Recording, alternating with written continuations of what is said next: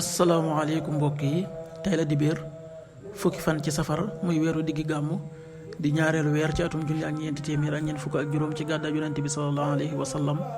dëppoo ñaar fukki fan ak juróom-ñaar ci weeru ut ci atum ñaari junni ak ñaar fukk ak ñett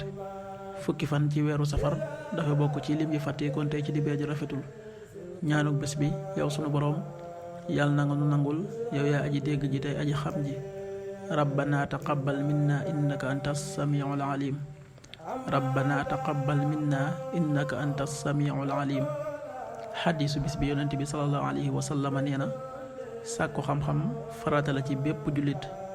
kiy sàkku xam-xam biir yépp a koy sàkkul njéggal ba ci jën yi nekk ci biir géej xadiis bi ibnu abdul bar génnee na ko qaala rasulullahi sallallahu alayhi wa sallam talabul ilmi faridatun ala kulli muslimin wa inna taalibal ilmi yastaxfiru lahu kullu shay xatta alxiitaani fi lbaxri axrajahu ibnu abdul bar. waxtu julli yi suba waxtaan daan tàbbi 5h40